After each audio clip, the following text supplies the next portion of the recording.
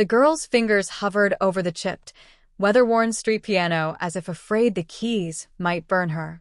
She was barefoot, shivering, and clutching a torn backpack that looked far too light to belong to anyone who still had a home.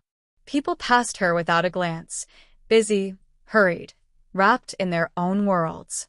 But she couldn't stop staring at the piano. She stood there as though gravity itself had anchored her to that place. And that's when he saw her. Daniel Reyes, a single father with calloused hands, a tired face, and a worn-out hoodie, had been rolling his portable street piano cart toward the plaza. His son, 8-year-old Mateo, skipped beside him, humming some made-up melody he insisted would become the next big song. Daniel had performed on these sidewalks for years, not for fame, not for tips, but for survival. It wasn't the life he dreamed of, but it was the one he fought for every day so Mateo wouldn't feel the emptiness Daniel had felt growing up. Music was the only inheritance he could give his son. And today, for some reason, the melody of the street felt different. As they approached the usual spot near the old fountain, Daniel noticed the girl again, smaller than Mateo, maybe 10 or 11, messy dark hair sticking out from under a faded beanie, her knees scraped, her eyes hollow, but burning with something he recognized instantly. A hunger. Not for food, though she looked like she could use some, but for music. Her gaze didn't budge from the piano. Not for the passing cars, not for the barking dogs, not even when Mateo waved and nearly tripped over her. Daniel paused. Something, instinct, empathy, or that same old softness he tried to hide, pricked at him. Most kids stared at his piano with curiosity. This girl stared like she remembered something she had lost. "Hey," Daniel said gently. "You like instruments?" She flinched at first, her shoulders tightening, but she nodded. "What's your name?" Mateo asked, already smiling. She hesitated. "Luna." The name felt too delicate, too pretty for a child whose clothes were torn and whose eyes held storms. "You play?" Daniel asked. Again, she hesitated, but this time, she whispered, "Not really. I used to. Before." Before what? Daniel didn't ask. Kids living on the street had a million befores, and every one of them hurt. Instead, he did something that surprised even himself. He stepped aside from his piano stool and gestured toward it. "Go ahead. Try." Luna's breath hitched. I don't want to break anything." Mateo laughed. "It's already broken. Dad fixes it every day." Daniel chuckled. He's not wrong. This thing's seen more rain than sunshine. Luna stared at the keys, her hands trembling, not from cold this time, but from fear and longing tangled together.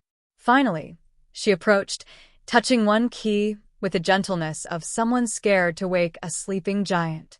A soft note rang out, slightly off tune, a little dusty, but warm. Her eyes widened.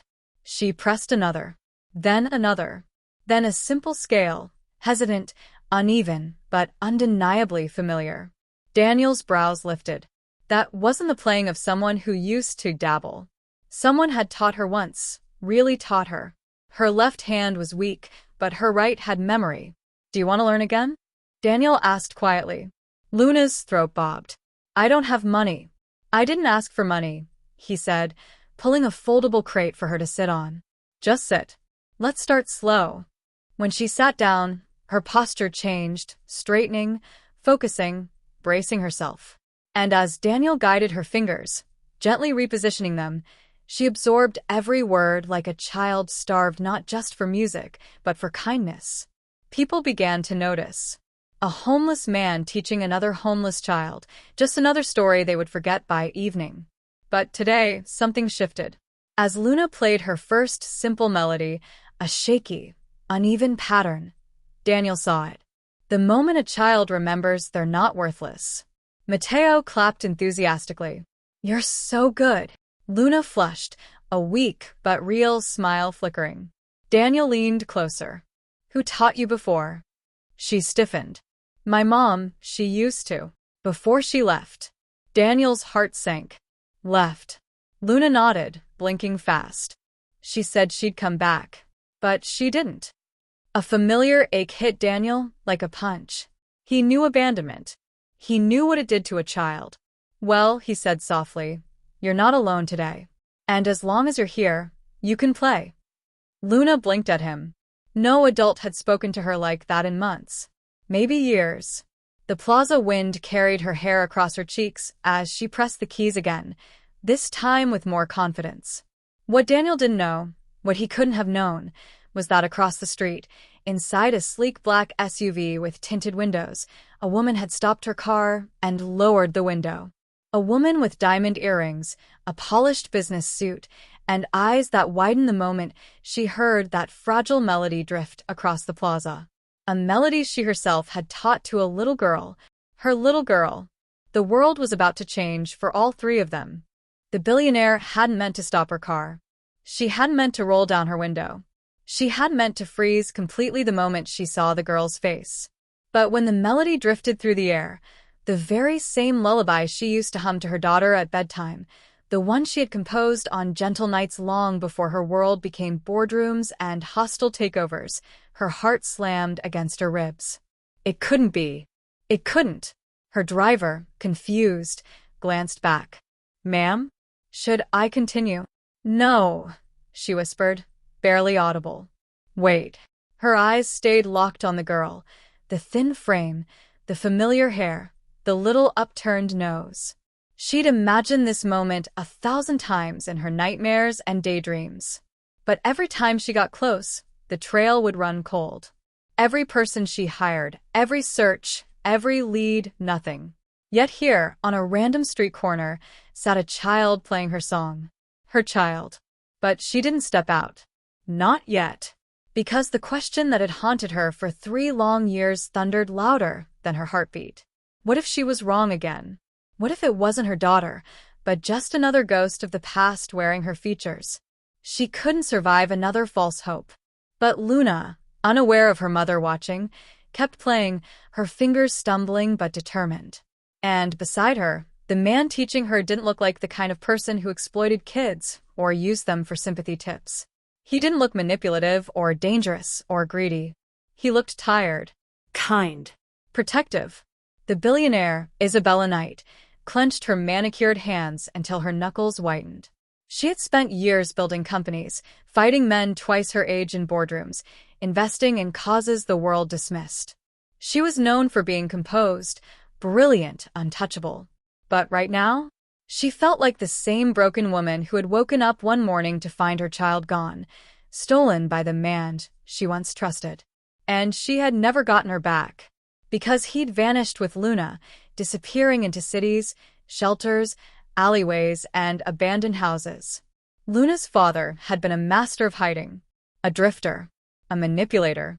The more Isabella fought, the more he fled, until one day he was found dead in a shelter. And Luna? Gone. Again. Her security team had searched everywhere. But children could disappear more easily than anyone wanted to admit, not because people hid them, but because people didn't look. Her breathing shook. This time, she whispered, I need to be sure. Back at the piano, Luna played until her fingers hurt. Not because she wanted to impress Daniel, but because it was the first time in a long time that she felt safe.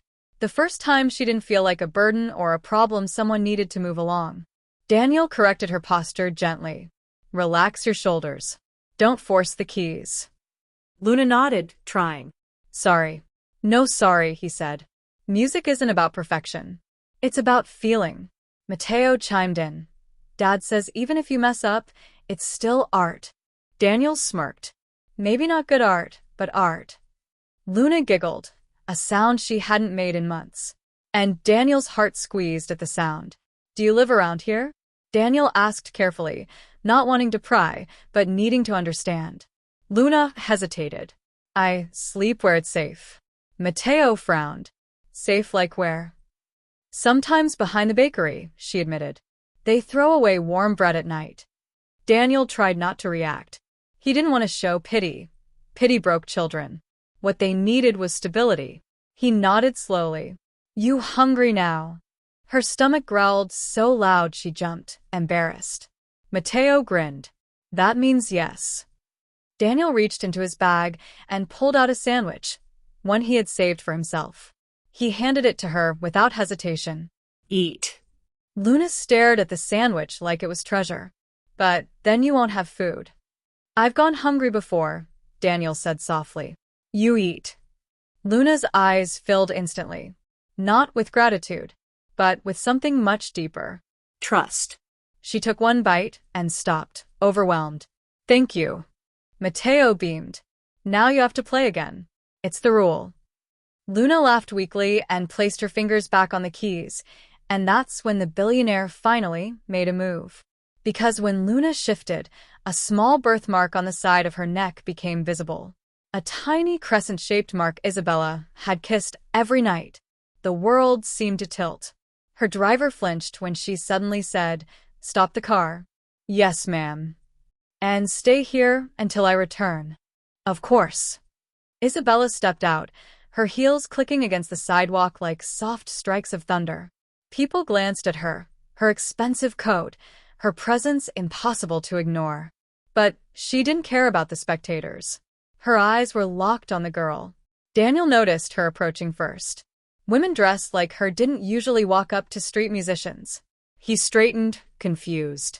But Luna didn't notice at all. She was too focused on the notes. Isabella stopped a few feet away. Her breath broke. "Luna," she whispered. The girl froze, not because she recognized the voice, but because she felt something shift in the air. Daniel turned. "Ma'am, can I help you?" Isabella didn't hear him. All she saw was the daughter she had lost. And this time, she wasn't letting her go. Luna didn't recognize the voice, but she felt it. A strange chill, like a memory brushing past her ear. Like a whisper she once knew, but couldn't place. Her hands hovered above the keys as she slowly turned her head. The woman's eyes were shining, trembling, desperate.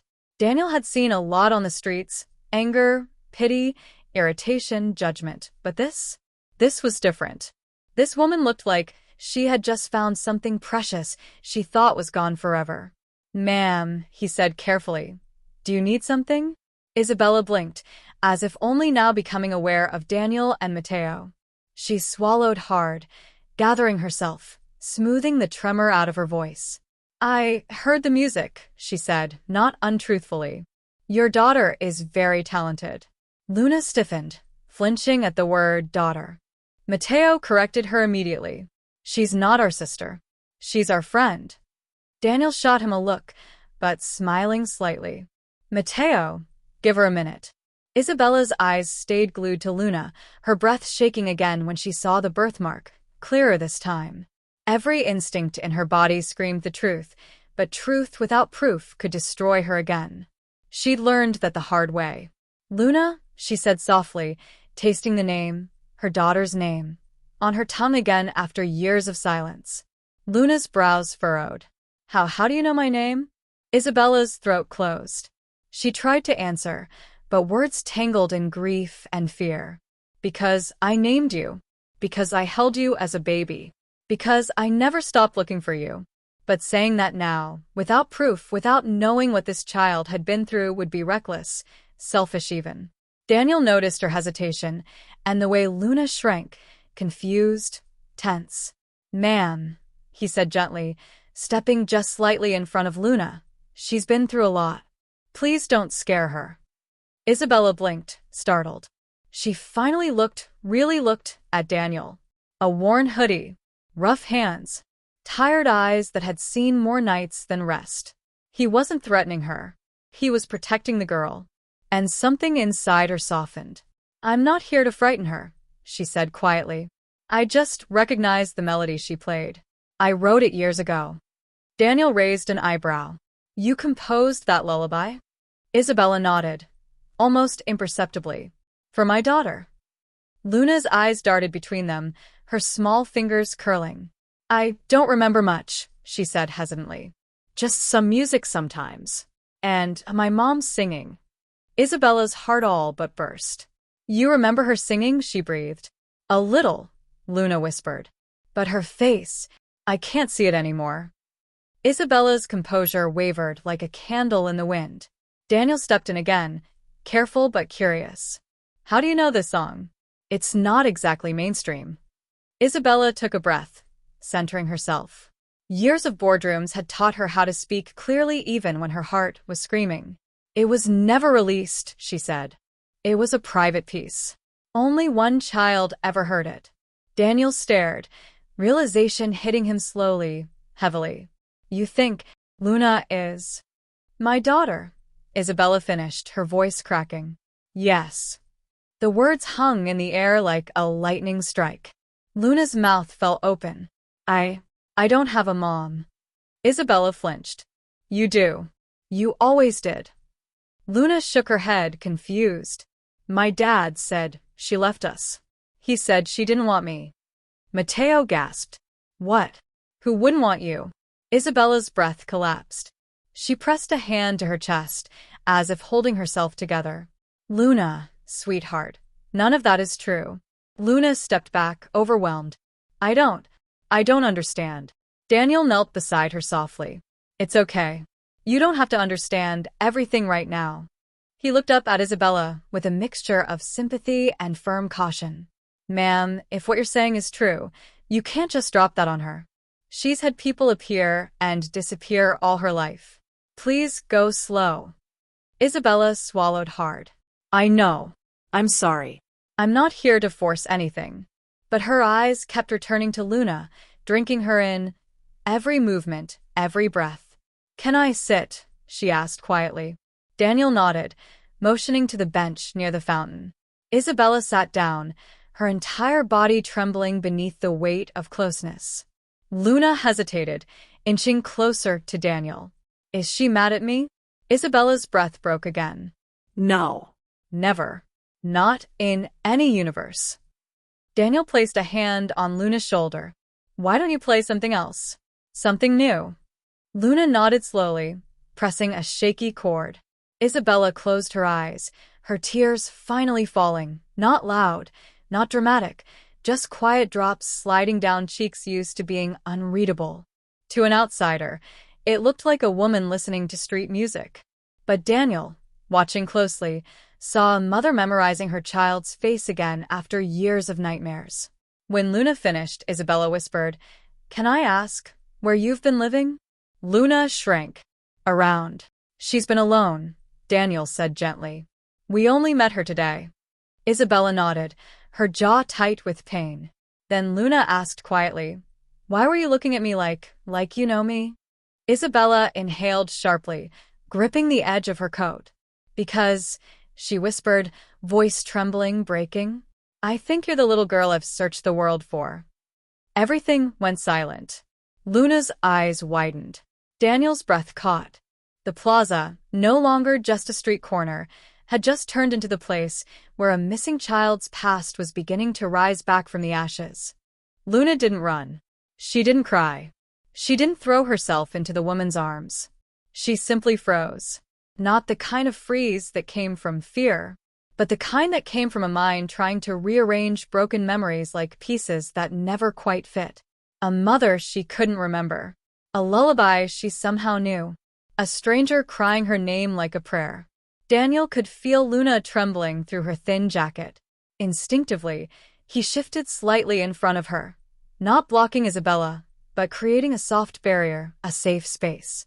His entire life had been built around protecting a child, even when the child wasn't his. Isabella wiped her tears quickly, trying to gather even a fragment of composure. Luna, sweetheart, you don't have to believe me.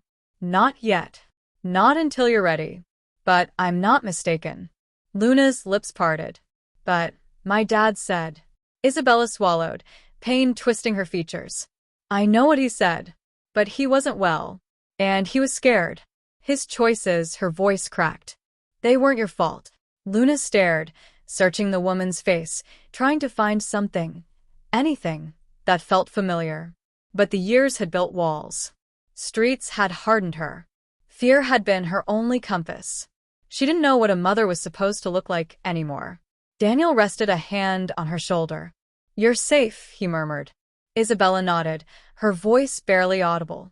Yes. You're safe. But Luna shook her head suddenly, tears gathering in her eyes. If you're my mom, why didn't you find me? The question struck Isabella harder than any boardroom betrayal, any headline scandal, any sleepless night.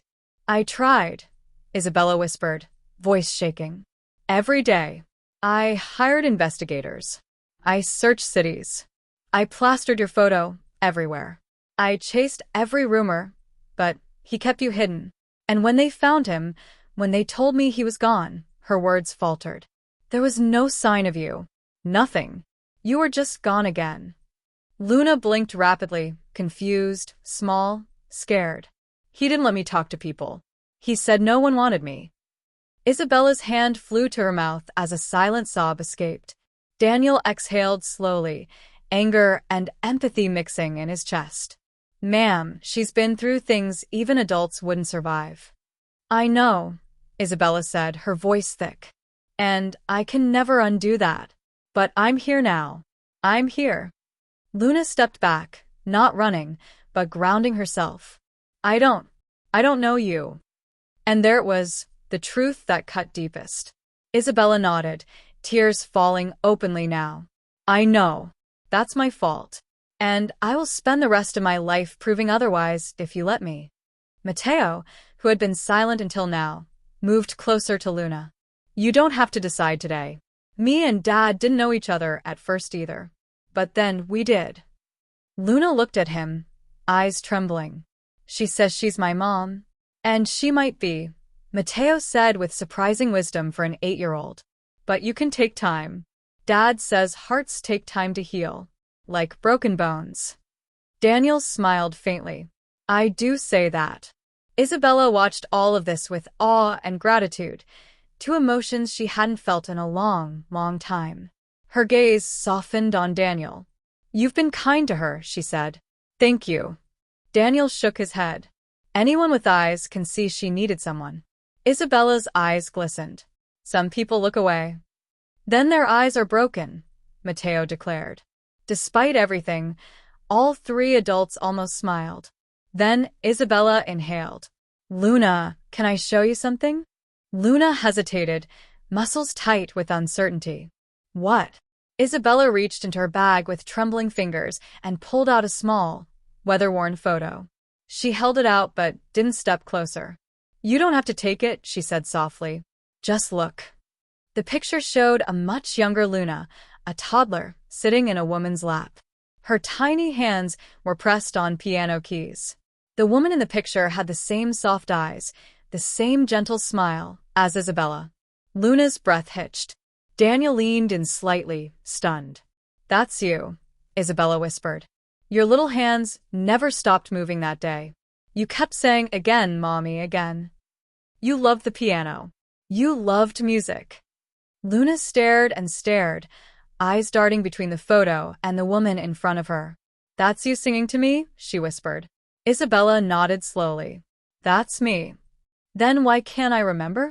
Isabella's breath shuddered.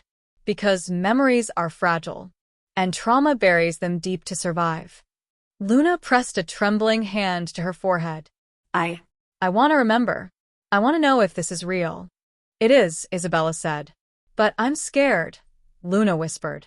So am I, Isabella admitted. But we can be scared together. Silence settled, soft, fragile, heavy. Then, unexpectedly, Luna moved first. She took one hesitant step toward Isabella, then stopped, but didn't step back. It was small, barely anything, just a shift in weight. But for Isabella Knight, who had spent years searching, praying, begging for a miracle, it was the universe cracking open. Can I come back tomorrow? Luna asked quietly. Not come home. Not hug her. Just tomorrow. Isabella's face crumpled as she nodded. Yes. You can come back every day. Every hour. Whenever you want. Luna gave the smallest nod. Daniel squeezed her shoulder. We'll be here. Isabella's eyes softened at him. Deeply, gratefully. Thank you, Daniel. He froze slightly. How do you know my name? She gave a faint smile. You're a street musician with a YouTube channel Matteo accidentally linked to your tip jar. Matteo gasped. You watched our videos? A few thousand times, Isabella admitted. And for the first time that day, Luna smiled. Just a little. But it was enough to break the world open. Some reunions happen in an instant. Others happen in slow, trembling steps, one heartbeat at a time. And for Luna, the final step came on a day no one expected. The next morning, Daniel and Mateo reached the plaza early. Daniel set up the Warren Street piano, checking each key, tapping gently, adjusting loose screws, anything to keep his hands busy while his mind whirled. Luna had left last night quieter than usual, but different. Lighter, maybe. As if something heavy had finally loosened its grip on her chest. Mateo swung his legs on the bench. "Dad, do you think she'll really come?" Daniel didn't answer immediately. Life had taught him to expect disappointments, but Luna wasn't a disappointment. She was a fighter, a survivor, a child who wanted to belong somewhere. "I think she'll try," Daniel said finally. "And trying matters." Mateo nodded, though his eyes stayed fixed on the sidewalk leading from the old fountain. And then, a small silhouette appeared, thin, hesitant, clutching her torn backpack. "Luna!" Mateo jumped off the bench. "She's here." Daniel exhaled, relief and something like pride warming his chest. But as Luna stepped closer, they realized she wasn't alone. Behind her, keeping a respectful distance, walked Isabella. Not in a limousine, not in heels, not wrapped in an aura of untouchable wealth. Today, she wore jeans, a simple coat, and a nervous hope that made her look less like a billionaire and more like a mother. Luna's approached Daniel first. "Hi." "Hi," Daniel said warmly. "You ready to play?" She nodded. "And talk." Daniel smiled gently. "Good." Isabella approached slower, unsure if she was welcome. "May I sit nearby?" Luna nodded. "You can." Isabella's shoulders relaxed as she sat on the edge of the fountain, hands clasped tightly, like a woman holding her breath. Luna turned to Daniel. "Can you teach me that song again? The one from yesterday." "The lullaby?" Daniel asked. "Yeah." "The one she wrote." Isabella's breath hitched. Daniel nodded and guided Luna's fingers through the first few notes. She played them slowly, imperfectly, but with a focus Daniel hadn't seen before. Music poured from her in trembling lines, fragile, beautiful. Halfway through, her hands faltered. She froze. Then, with a tiny, broken whisper, she said, "I remember something." Isabella straightened instantly. "What do you remember?" Luna pressed both hands to her chest. "I remember someone humming behind me." Soft. Warm. And hands fixing mine on the piano keys. And laughing when I pressed the wrong note. Isabella's hands flew to her mouth, tears spilling. "That's real. That was us. That was." Luna looked up at her, tears filling her eyes. "Was that you?" Isabella didn't speak. She simply nodded, once, slowly, painfully. And Luna broke. She rushed forward, not in fear this time, but in desperate, aching need, and collided into Isabella's arms. Isabella gasped, then wrapped her daughter so tightly, so carefully, as if holding a fragile piece of her soul. "I'm here," Isabella whispered into her hair. "I'm here, sweetheart. I'm not going anywhere. Not ever again." Luna sobbed into her chest. "I thought you didn't want me." "My darling girl," Isabella whispered shakily. "I wanted you every second of every hour of every day. I looked for you until I couldn't breathe, until it hurt to wake up without you. You were never unwanted. Never." Daniel looked away, his throat tightening. Mateo's eyes filled too. Sometimes, witnessing someone else's miracle felt like healing your own heart. After long minutes, Luna pulled back, wiping her tears. Isabella brushed hair from her face like she'd been waiting years to do it. Luna hesitated, voice trembling. "Can I come with you today? Just for a little? And then maybe again tomorrow?" Isabella cupped her cheeks. "You can come with me whenever you want. 1 hour, 1 day, forever. You decide the pace. I follow." Luna nodded, relieved, comforted by the freedom instead of pressure. But then she looked at Daniel. "I don't want to leave you either." Daniel smiled, soft and warm. You're not leaving me. I'm right here. And I'm not going anywhere either. Mateo hugged her suddenly. We're your friends forever. Luna laughed, a real laugh through her tears. Isabella looked at Daniel gratefully. May I ask something? Sure, Daniel said.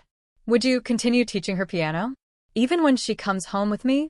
Luna's eyes widened hopefully. Daniel blinked, surprised. You want me to keep teaching her? Isabella nodded. She trusts you. And you gave her something priceless before you even knew who she was. Safety. Daniel swallowed hard. Yes. Of course I will. Luna lunged forward and hugged him, small arms tight around his ribs. Daniel froze only a second before hugging her back. You're doing great, kid, he whispered. She nodded into his chest. I'm not scared anymore. Isabella extended a hand to Daniel. Thank you for giving me my daughter back. Daniel shook it, firm and sincere. Take care of her. I will, Isabella said, her voice solid, unshakable.